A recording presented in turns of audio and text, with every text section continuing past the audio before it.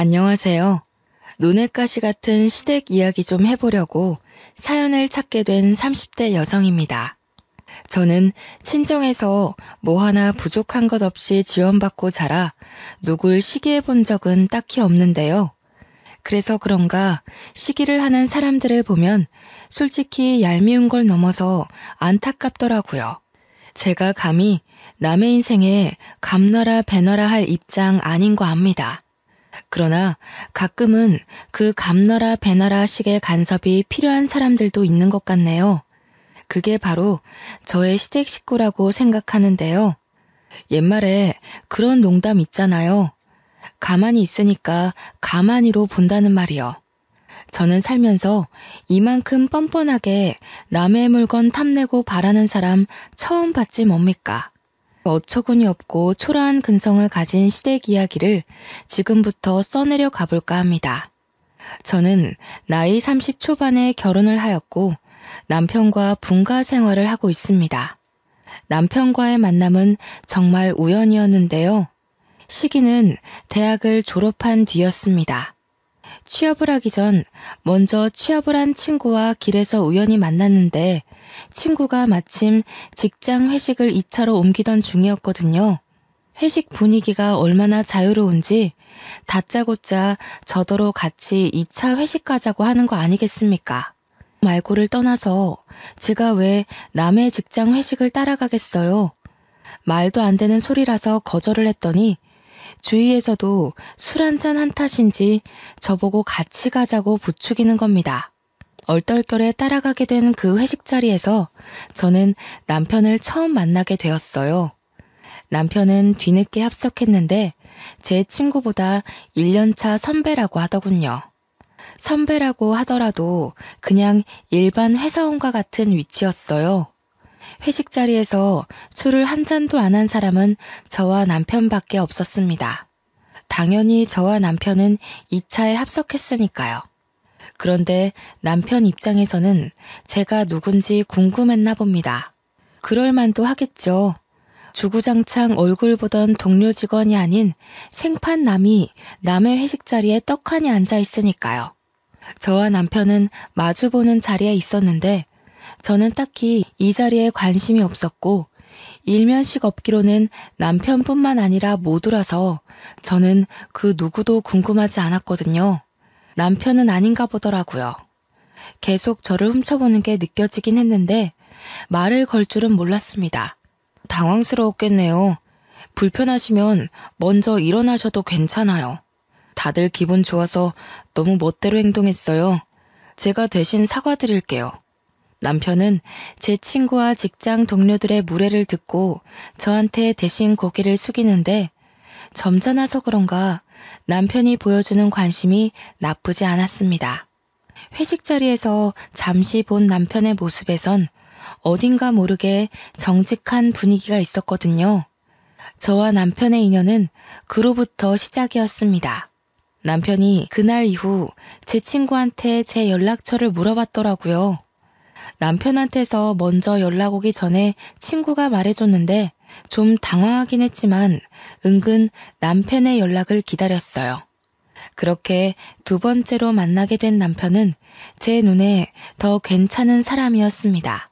특히 제 기준에서 인상이 깊었던 남편의 모습은 바로 남편의 취미 생활이었는데요. 남편이 출근 전 이른 새벽마다 푸깅이라는 취미 활동을 하고 있더라고요. 플로깅이란 조깅을 하면서 거리에 쓰레기를 줍는 일이에요. 별것 아닌 것 같지만 아무나 마음먹을 수 있는 일은 아니거든요. 그 취미로 인해 저는 남편이 어떤 사람인지 대강 예측이 되는 거 있죠. 남편의 올바른 도덕성과 태도에 활짝 열린 제 마음은 그때부터 아마 남편을 결혼 대상으로 보지 않았나 싶습니다. 남편과 결혼을 약속하게 되면서 저는 시댁 사정에 대해 구체적으로 듣게 되었는데요. 시부모님이 일찍 돌아가셔서 안 계신다고 하더라고요. 다들 결혼하기 전 걱정하는 것 하나씩 있잖아요. 바로 시모와 신우 문제가 덜어 있지 않습니까? 그런데 저는 애초에 시부모가 안 계셔서 허락받을 것도 없었다는 겁니다. 남편한테 나이 많은 신우가 하나 있는데 남편과 띠동갑 차이가 난다고 하더라고요. 남편이 막 대학에 들어가고 신우가 결혼을 했을 때 시부모가 돌아가셨다고 했습니다. 그래서 거의 신우가 남편 학교 등록금 대주면서 자취집도 구해주고 남편이 취업해서 안정될 때까지 지원을 해줬다고 했어요. 그럼 거의 신우가 남편의 부모와도 같다는 건데 시부모가 안 계시면 신우에게라도 인사를 드려야 하는 거 아니냐고 남편한테 물었거든요. 그런데 남편이 말하기를 말 그대로 누나이기 때문에 상견례는 하더라도 굳이 결혼 허락까진 받을 필요 없다고 그러더군요. 제가 알기론 남편이 신우에게 결혼을 한다고 통보를 했다는 것만 알고 있습니다. 그래서 끝내 인사는 못 드렸어요. 남들이 시모의 고나리질 때문에 고생하는 사연을 많이 들어봐서 아는데요. 일단 저는 그런 시집살이는 없겠다 싶어 남편에게 더 잘해야겠다는 생각이 들었어요. 신우와 처음 얼굴을 마주하게 된 건 상견례 자리에서였습니다. 신우는 웬 여학생 한 명이랑 같이 왔는데요. 남편이 신우한테 딸 하나가 있다고 지나가듯 말해줬던 게 생각나더군요. 남편한테 고등학생 조카가 있다는 걸 깜빡 잊고 있었습니다. 아이가 수험생이라고 들었습니다. 고등학생 3학년이면 한참 공부로 바쁠 때겠군요. 이런 데 나와서 괜히 시간을 뺏고 있는 건 아닌지 모르겠네요. 제 말이 그 말입니다. 시간이 금인데 딸애가 자기 삼촌을 끔찍이 좋아해서 기어코 이곳에 따라오겠다고 하는 거 있죠? 그래도 종일 있는 게 아니라서 머리 식힐 겸 데려왔습니다. 그럼요. 내내 글자만 보고 있으면 오히려 집중력 떨어져서 한 번쯤은 뇌가 쉬어줘야 된다고 하더라고요. 제 딸도 명문대 졸업했는데 내내 공부하지만은 않았어요. 어머, 그렇구나. 제 동생에 비해서 따님이 너무 과분한 것 같아요. 어쩜 이리 훌륭하게 키우셨대요? 제 동생이 옆에서 주눅들진 말아야 할 텐데. 신우는 저와 초면인데도 제 칭찬을 적당히 섞어 부모님과 대화를 순탄하게 나누었습니다. 한 번씩 신우가 계속 서로의 형편을 비교했는데 그때마다 저희 부모님이 하하 웃으면서 걱정거리를 덜어주셨어요. 저희 부모님은 남편의 집안 사정에 대해선 크게 개의치 않으셨거든요. 아쉬울 것 없이 없는 살림을 사는 사람들은 기본적으로 사람 보는 눈이 높다고 생각할 수도 있는데 저희 부모님은 남의 가정사보단 인품을 중요시 여기세요. 사람만 좋다면 아마 남편이 백수라고 해도 허락을 해줬을 겁니다. 경제적인 부분이야 제가 충분히 가정을 책임질 만큼은 되니까 아마 사위 쪽 여건을 그리 염두한 건 아니지 않나 싶어요. 옛날부터 부모님이 사위 될 사람 고를 때 도박, 바람, 보증만 서는 사람이 아니라면 된다고 하셨거든요. 어쨌든 저도 그날 신우와 처음 대화를 해봤는데 그 시간만으로 사람을 완전히 판단할 수는 없겠지만 그리 거슬리는 부분은 딱히 없었던 걸로 기억이 납니다. 그러니까 더 이 결혼을 손꼽아 기다리기만 했겠죠. 그렇게 상견례 자리는 물 흐르듯 무탈하게 잘 치렀습니다. 남편과 신혼여행을 다녀온 후 처음으로 신우집에 가서 밥을 먹게 되었는데요. 남편이 신우집에 들어가기 전에 저한테 미리 언지를 주더라고요. 말했다시피 우리 집 형편이 자기네랑 많이 달라. 불편할 수도 있거든. 그래도 음식은 자기 좋아하는 걸로 말해놨으니까 괜찮을 거야. 또 봐. 괜찮다고 그러네. 집이 좋고 안 좋고가 무슨 문제라고. 그리고 나 다 잘 먹는다니깐. 괜히 형님 고생하게 왜 그런 말을 했어. 남편 가정이 부모님이 돌아가시면서 크게 기울었는데 부모님이 평소 대출받은 게 많아서 신우가 그걸 다 갚느라 형편을 펴기가 어려웠대요. 또 신우가 다른 상간남과 바람이 나는 바람에 소송도 당해서 위자료까지 갚느라고 부모님 사망보험금마저 다 날렸다네요. 남는 게 결국 살고 있는 집 하나 겨우 건진 거랍니다. 남편이 평범한 회사원이라고 했잖아요. 남편이 취직하고부터는 남편 벌이로 신우와 신우딸이 먹고 살고 있다더라고요. 이건 남편이 결혼하기 전 중요한 문제라고 생각하여 저와 의논한 부분이기도 합니다. 결혼하더라도 신우에게 지원하는 돈을 끊을 수 없다길래 이유를 물어보니까 신우가 디스크가 크게 와서 오래 앉아있지를 못해 일을 할 수 없다고 하더군요. 당연히 제 돈이 아니니까 그렇게 하라고 허락하고 시작한 결혼 생활이었습니다. 그런데 문제는 전혀 문제 없을 줄 알았던 시댁으로부터 생겼는데요. 신우의 본색이 상견례 때 봤던 조신함과 많이 거리가 있는 거 아니겠어요? 상견례 때 말고는 저와 처음 하는 겸상인데 거기서 신우가 저더러 뭐라고 한 줄 아십니까? 사돈댁이 넉넉하니까 우리가 얼마나 기가 차는지 몰라. 원래 학부모 모임 같은 거 안 나가는데 잘 나가는 올케 하나 들어왔으니 가볼까 하거든. 그래서 말이야, 올케 스타일 보니까 한두 푼 아닌 것 같은데 옷 좀 빌려줄 수 있어? 참, 이번에 신혼집 한남동으로 간다며? 우리가 그쪽으로 합가하면 안 될까? 보통 며느리가 시댁에 합가를 하는 건 들어봤어도 시댁이 며느리 집으로 합가를 부탁하는 건 또 처음이었네요. 신우가 저를 얼마나 편하게 생각하고 그런 말을 하는 건지 모르겠어요. 그러나 제 느낌상 마치 제 옷과 제 집을 취하기 위해서 기다리고 있던 것처럼 보이는 거 있죠. 당연히 거절했습니다. 이때는 신우의 의도를 알고 거절했다기보단 제가 원래 불편한 사람과 제 것을 공유하는 걸 안 좋아해요. 그러자 내내 제게 알랑방구 끼던 신우 표정이 싹 돌변하는 거 아니겠어요? 올케. 안 그래 보였는데 생각보다 매정하네. 올케보다 나이 한참 많은 내가 이런 말하는 게 어디 쉬운 용기였는 줄 알아? 거절을 하더라도 이 생각해보고 말해준다고 하는 게 맞는 거야. 어른들한테 그런 예의 범절 안 배웠어? 기분 상하셨다면 죄송해요. 제가 예의는 좀 부족할지라도 누구한테 피해주는 짓은 안 하고 살았거든요. 앞으로도 결혼 생활하면서 형님께 패 끼치는 일은 없을 거예요. 세상에 완벽한 사람이 어디 있겠습니까? 예의 없더라도 손해당하는 일은 없을 테니까 이해해 주세요. 제가 눈 하나 깜짝 안 하고 신우 말에 대꾸를 하자 오히려 신우가 당황하더라고요.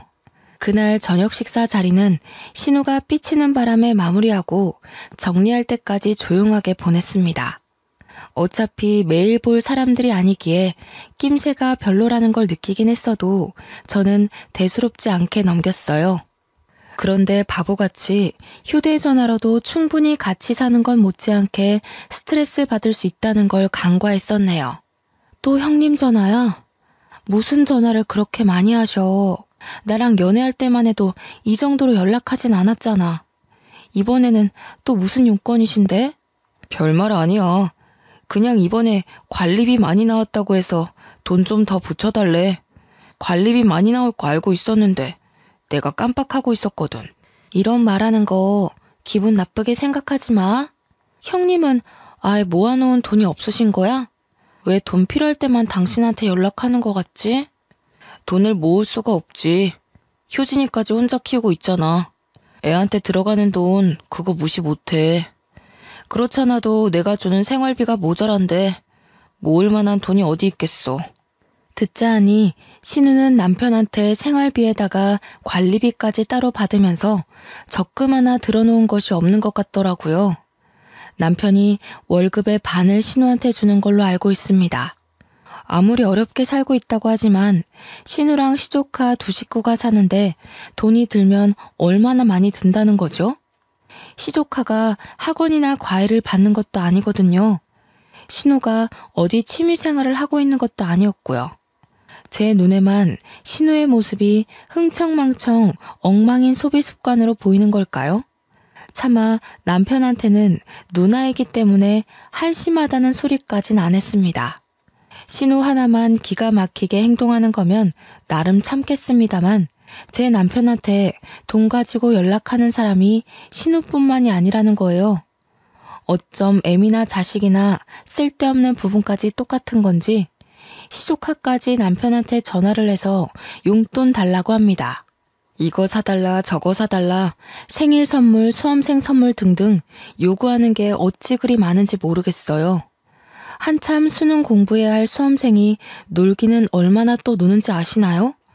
요즘 애들이야말로 옛날 사람들과 다르게 학원에 과외에 정신없이 미래를 꿈꾸기 바쁜 걸로 알고 있는데 시조카는 대학 입시를 아예 손 놓은 아이처럼 마냥 한량하기만 합니다. 저번 주에 남편한테 10만 원이나 받아가 놓고선 이번에 또 8만 원을 빌려달라고 전화가 온 거 아니겠습니까? 10만 원이면 10만 원이지 8만 원은 또 뭔지. 남편이 한참 씻고 있을 때 전화가 왔길래 제가 대신 받았습니다. 외삼촌, 나 친구 생일이라서 선물 사줘야 되는데 돈이 부족해요. 8만 원만 있으면 될 것 같은데 계좌로 붙여줄 수 있죠? 효진아, 미안한데 저번 주에도 용돈 받아가지 않았니? 벌써 이번 달만 2번을 받아간 걸로 알고 있는데 네 외삼촌 요즘 돈 없어. 뭐야? 외숙모가 왜 받아요? 외삼촌은 항상 제가 달라고 하면 주는 사람이거든요. 삼촌부터 바꿔보세요. 제 말이 틀린가 안 틀린가. 삼촌 어디 갔어요? 없어요? 저 급한데? 없어. 그러니까 용돈 받고 싶으면 다음 달에 전화해. 그리고 앞으로는 한 달에 한 번씩만 용돈 받도록 하고. 공부하기 바쁜 고3이 무슨 돈이 그렇게 많이 필요해. 시조카 답변도 안 듣고 그대로 끊어버렸더니 누굴 닮아서 그렇게 건방진지 제 폰으로 욕 문자가 오는 거 아니겠습니까? 신경 끄라느니 내가 외숙모한테 돈 달라고 했냐느니 아주 겁대가리가 없는 꼬맹이였습니다. 어처구니가 없더라고요. 한참 어린 미성년자에게 선 넘는 욕을 듣자니 웃음밖에 안 나오는 거 있죠. 나중에 남편이 다시 시조카랑 통화하는 걸 몰래 들었는데요. 결국 남편이 8만 원 돈을 보내주는 것 같더라고요. 그러면서 저한테 오더니 은근슬쩍 시조카 일에 대해서 물어보는데 보아하니 시조카가 저에 대해 한 소리 한 게 분명한 눈치였습니다. 당신 아까 효진이한테서 온 연락 받았다며? 혹시 효진이한테 용돈으로 잔소리했어? 효진이가 당신한테 많이 마음 상한 것 같던데. 용돈 가지고 잔소리만 했겠어? 다음 달까지 연락하지 말라고 되지. 대체 당신한테 얼마를 뜯어가는 거야? 옆에서 지켜보는데 애가 너무 버르장머리 없는 것 같아서 어른으로서 경고해준 것 뿐이야. 왜 그랬어? 한참 수능 때문에 예민한 애인데. 돈 좀 쓰면 뭐 어때서? 고등학생이면 사고 싶은 것도 많고 한참 돈 쓸 나이잖아. 애한테 너무 박하게 했다. 웬만한 대학생들도 걔처럼 흥청망청 안 써. 그리고 걔가 어딜 봐서 애야? 19살에 개념 똑바로 박힌 애들은 다 제 처지에 맞게 살아. 당신이 착하게 굴면서 애 어리광 다 받아주니까 애가 당신을 지갑으로 보는 거잖아. 뭐? 무슨 말을 그런 식으로 해. 그건 우리 식구 모욕하는 거잖아. 당신은 돈 아쉬워본 적 없으니까 그런 마음 편한 소리 하는 거지. 효진이 정도면 요즘 애들 사이에서 양반이야. 효진이는 명품 하나 안 걸치고 다닌다고. 남편이 시댁에게 생활비를 주는 게 아니라 그냥 돈이 뜯기는 것 같아서 답답한 마음에 한 소리 한 거였는데 이대로 부부싸움이 날 것 같더라고요. 우리 문제도 아니고 신우 문제로 입씨름하는 게 싫었습니다. 그래서 그냥 제가 미안하다고 하고 넘겼죠. 우리 집은 남편 말대로 남편 형편과 상반되게 좀 잘 사는 집이었는데요. 저도 엄마 아빠가 공동으로 운영하는 가구회사에서 정식 직원으로 일하고 있어요. 저희 가구회사가 1등 브랜드는 아니었지만 그래도 차차 자리매김해가고 있는 회사입니다. 이번에 신입사원 지원율이 작년 대비 3.5배 상승했을 만큼 성장한 회사예요.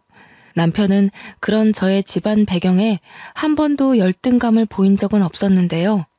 신우 문제만 언급이 되면 꼭 제 집안 배경까지 세트로 끄집어내 얘기를 하는 거 아닙니까?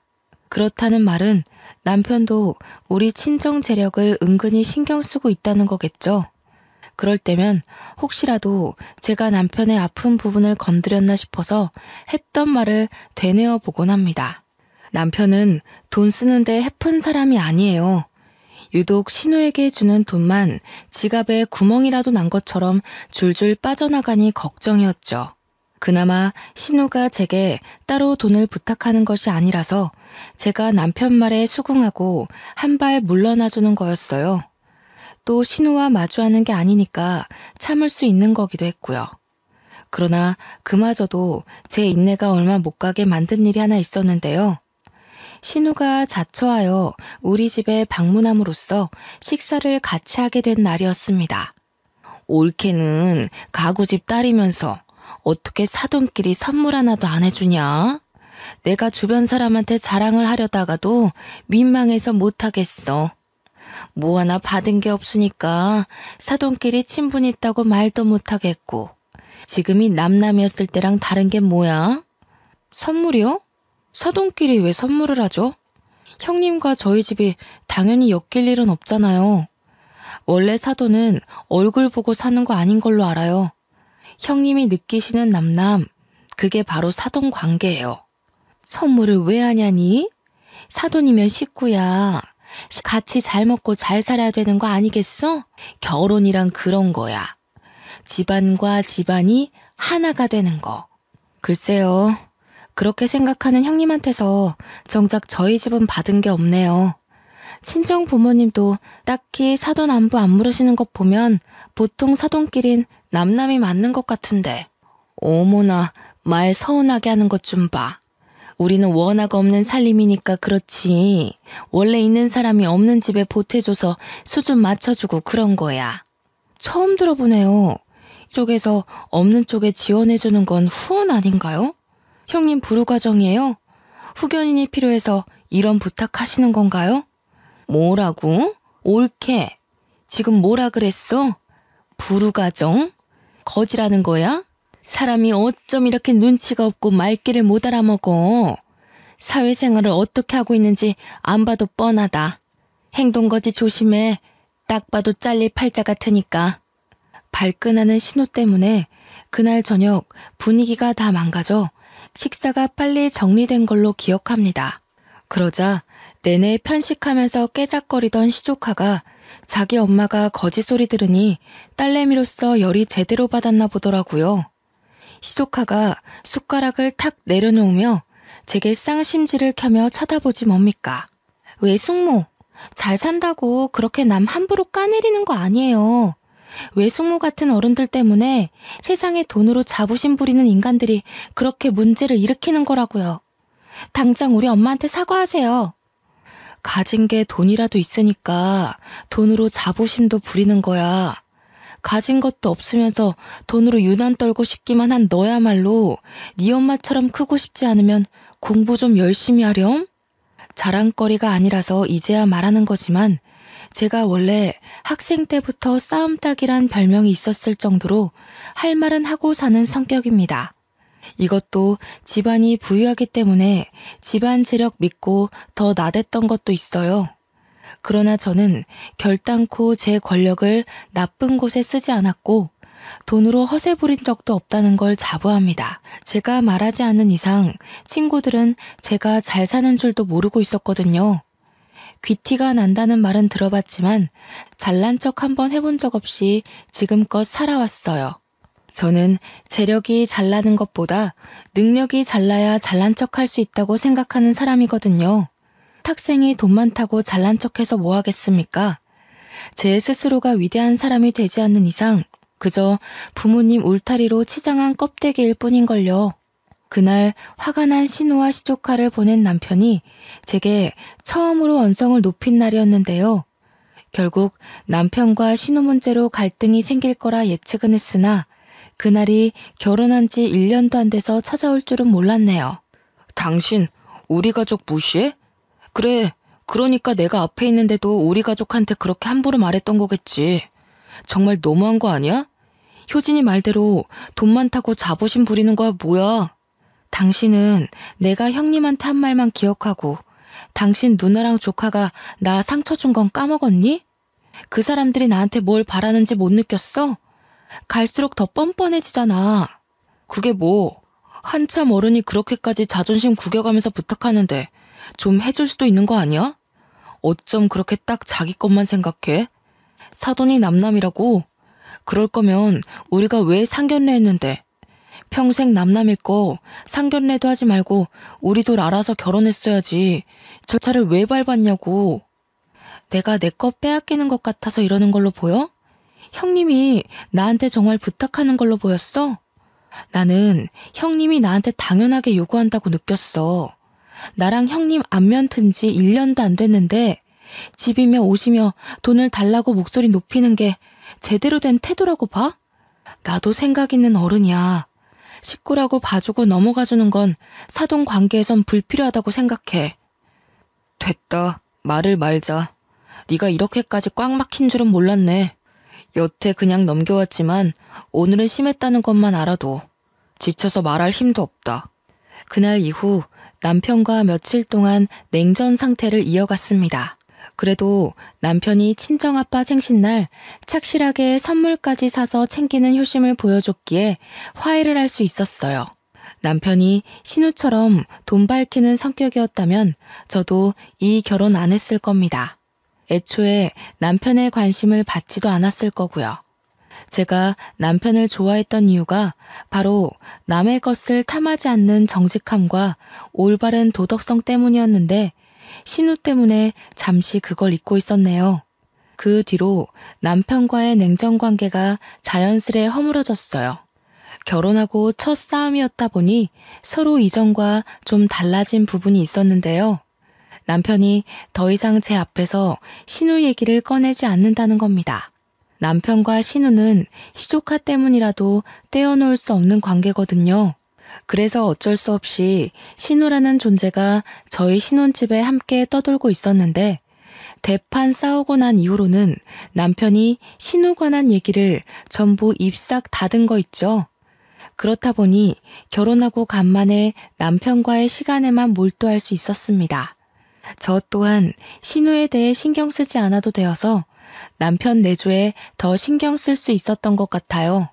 진정한 신혼부부 분위기를 낼 수 있겠다고 은근 기대까지 하고 있었는데 아쉽게도 이 고요한 관계 또한 그리 길게 가지 못했습니다. 저와 남편 사이에 유일한 파동을 일으키는 것이 무엇이겠습니까? 예, 맞습니다. 또 신우 관련 일이었네요. 정확히 말하자면 이번 문제는 신우가 아닌 시조카 때문이었죠. 남편이랑만 소통하며 지내길래 남편이 없다면 굳이 시조카를 만날 일이 없다고 생각했는데요. 한날 시조카가 말도 없이 제 집을 찾아온 거 아니겠어요. 심지어 친구를 데려왔더라고요. 집에 남편은 당연히 없었고 저는 쉬는 날이라서 간만에 늦잠을 자고 있던 중이었습니다.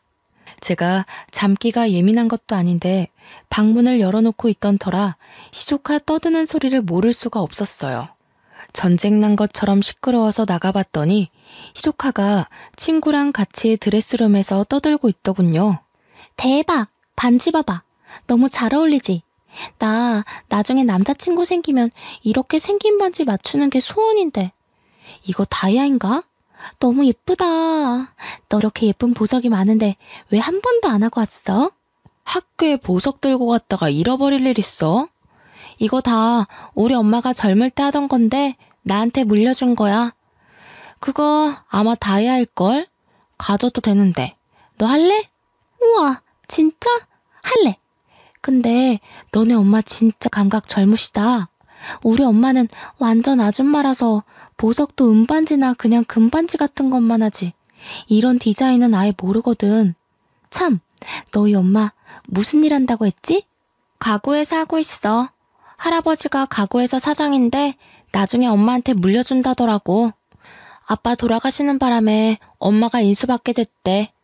궁금하면 다음에 구경시켜줄까? 응. 그럼 너 완전 부자 아니야? 그 정도면 재벌집 딸이라고 해도 될 것 같은데.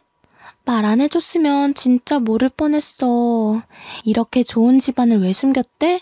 나라면 동네방네 자랑하고 다녔을 거야. 그냥 자랑하는 거 별로 안 좋아해서. 애들한테 소문 내지 마. 너는 특별히 제일 친한 친구니까 알려주는 거야. 괜히 소문나면 골치 아파져. 문 앞에 서서 구경하고 있던 저는 어처구니 없어서 내내 동영상 찍고 있었거든요. 그러면서 웃음까지 참느라 애먹었는데 결국 참지 못한 웃음이 손바닥을 비집고 나가버리고 말았지 뭡니까. 제 기척에 돌아본 시조카는 제가 집에 있는 줄 몰랐는지 엄청 소스라치게 놀라더라고요.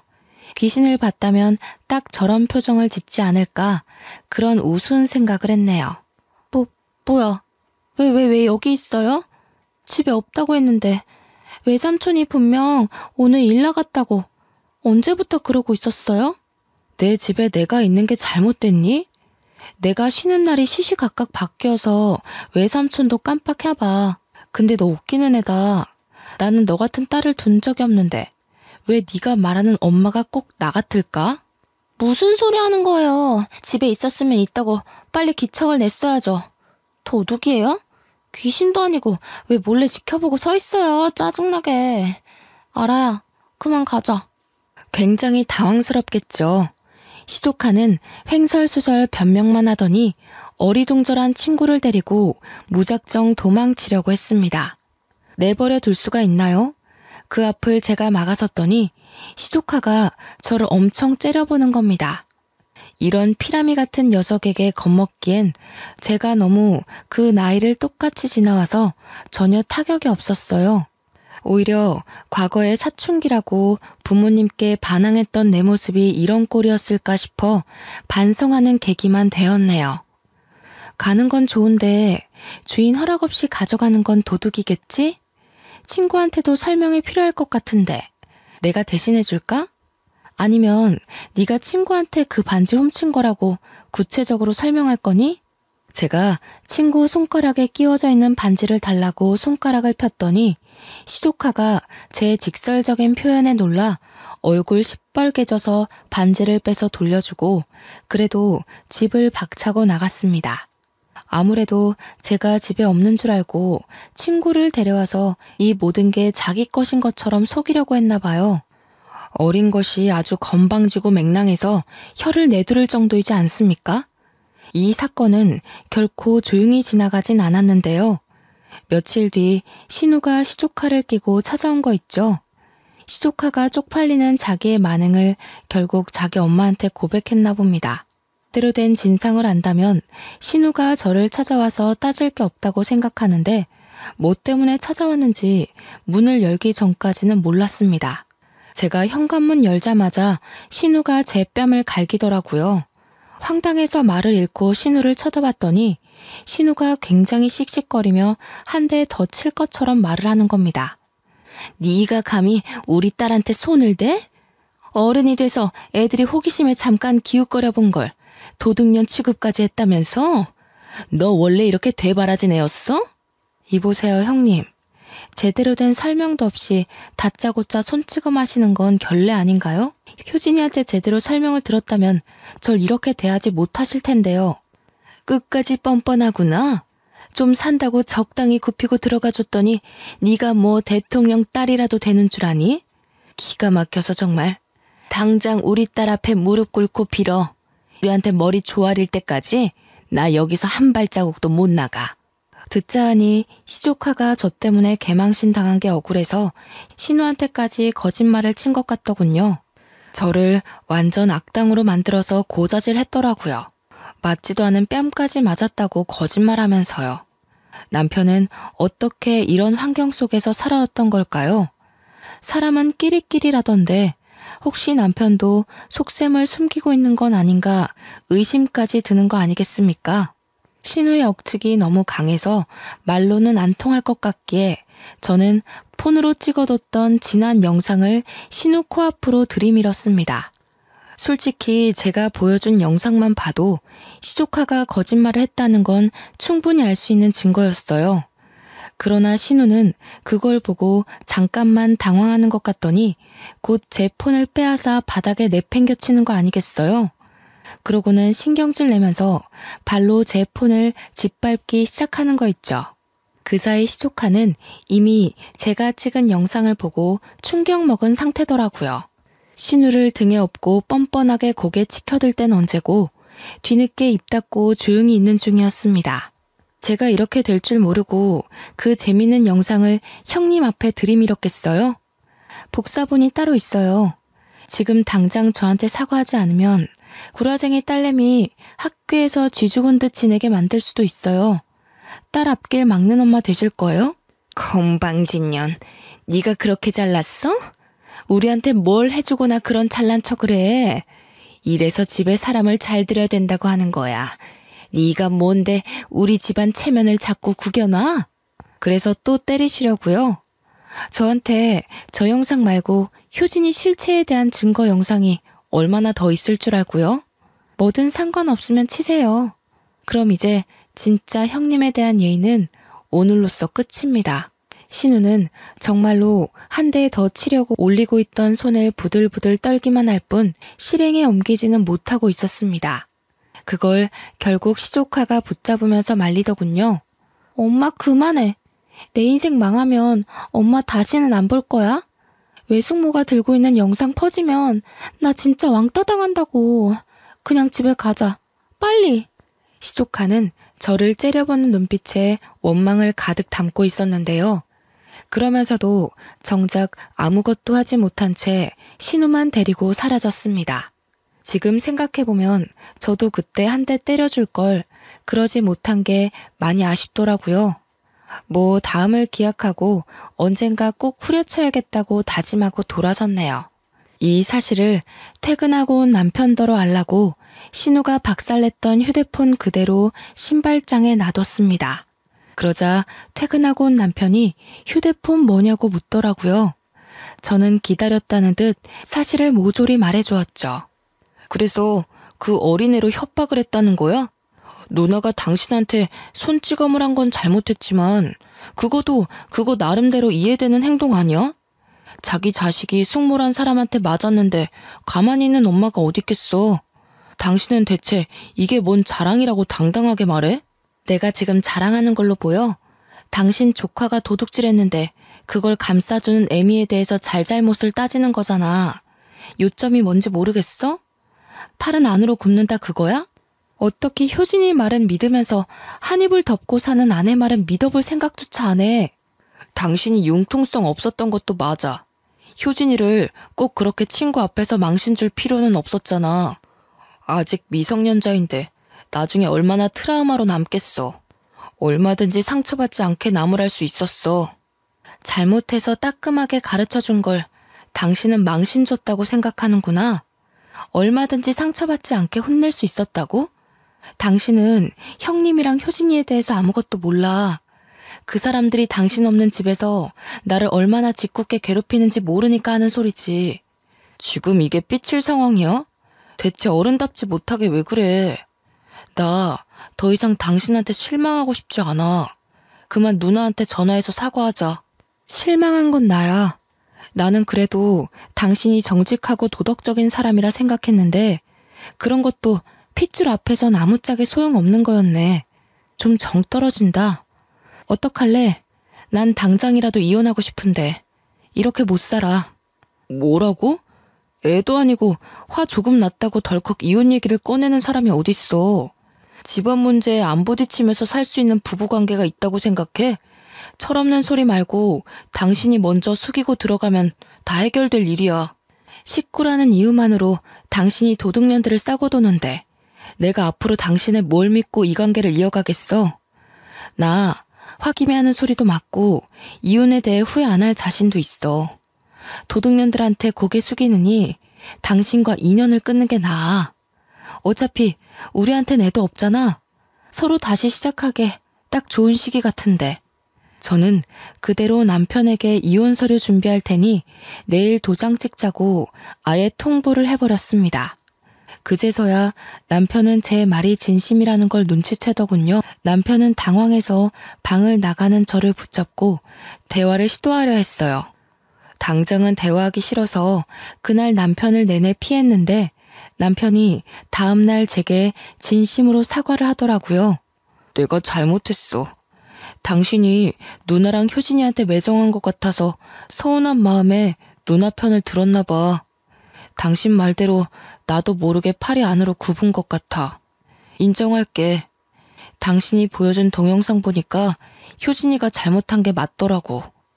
내가 누나한테 말해서 당신한테 사과하라고 할 테니까 제발 이혼만은 안 돼. 남편은 그날뿐만 아니라 그 다음 날도 제게 사정을 하며 싹싹 빌었습니다.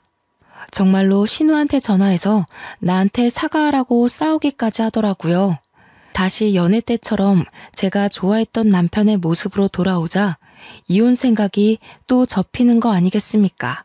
아무래도 제가 아직 남편과 신혼이었고 남편을 좋아하는 마음이 남아있었기에 남편의 약한 모습에 흔들린 게 아닌가 싶습니다. 그래서 저는 이혼을 보류하는 대신 남편한테 조건을 제안했습니다. 첫째, 신우랑 시조카가 우리 집에 막무가내로 찾아오지 못하게 할 것. 둘째, 신우에게 생활비는 주되 시조카에게는 용돈 끊을 것. 셋째, 나에 대해서 신우랑 시조카에게 잘하라는 기대를 하지 말 것. 제가 바라는 건 정말 이게 다였습니다. 이 조건이 마음에 안 든다면 이혼을 하면 되는 거라고 간결하게 얘기를 해줬더니 남편은 지장까지 찍는 성의를 보이며 이행하겠다고 약속을 했어요. 남편이 저와 이혼하게 되면 가구에 대한 재산 분할만 가능할 뿐 타고 다니는 차와 집은 전혀 가질 수 없거든요. 만약 저희가 이혼을 해서 이 집에서 나가게 되면 남편은 신우랑 같이 살아야 하는데 남편도 그건 싫었나 봅니다. 아무래도 결혼하기 전 같이 살면서 신우랑 시조카한테 시달린 게 좀 있는 것 같았어요. 남편의 반성 때문에 현재까지도 이혼 보류 중에 있는데요. 신혼 2년을 넘긴 현재 아직은 남편이 제 조건대로 잘 행하고 있습니다. 가끔씩 제게 신우와 시조카가 돈 때문에 아쉬운 소리로 문자가 오는데 그걸 남편한테 보여주면 남편이 알아서 신우와 시조카에게 한 소리 짓거려 주더군요. 저희는 지금 명절이 있어도 친정만 방문하지 굳이 시댁을 가질 않아요. 남편이 먼저 시댁에 어른이 있는 것도 아니고 거기까지는 갈 필요 없을 것 같다며 차라리 시부모 묘지에 가자고 했거든요. 그래서 신우랑 시조카 못 본 지는 좀 됐습니다. 애초에 저와 남편의 관계는 이렇게 평온한 분위기였는데 간만에 느끼는 안정감 덕분에 요즘은 이렇다 할 스트레스가 없네요. 그래도 결혼 5년차 정도까지는 계속 지켜볼 생각입니다. 때문에 아이를 만들자는 남편의 제안을 미루고 있어요. 아이를 빌미로 남편이 변심을 하면 어쩝니까? 그래도 한 5년 이상은 지켜봐야 앞으로 이 사람이 어떤 태도를 유지해 갈지 예측할 수 있잖아요. 시모가 없고 신우만 있다고 하더라도 스트레스가 딱히 절반이 되는 건 아닌 듯 싶네요. 시댁 식구 중 누구 하나라도 내 골치를 아프게 하는 존재가 있다면 하루 종일 그 사람의 굴레에서 못 벗어나는 기분이에요. 제 귀중한 하루가 고작 그런 사람 때문에 망가지고 또 뭉그러지는 게 너무 아깝지 않습니까? 왜 며느리에게 시댁은 대부분 이런 존재밖에 안 되는 걸까요? 아들, 딸 구분 없는 요즘 세상에 제발 며느리 하대하는 문화 좀 빨리 사라졌으면 좋겠네요. 대한민국 며느리들 모두 시댁의 어줍잖은 구박에 무너지지 맙시다. 시댁 식구 이겨먹는다고 목숨 하나 잃는 거 아니잖아요. 싸움 딸기 되라는 게 아닙니다. 굴하지 않아도 될 상황에서 시댁 식구 좋으라고 숙이는 행동은 하지 말자는 거죠. 모든 며느리가 시댁에서 자기 주권을 똑똑하게 찾는 사람이 되었으면 좋겠습니다. 다들 파이팅 하세요. 엽기적인 저의 시댁 이야기 감상해 주셔서 감사합니다.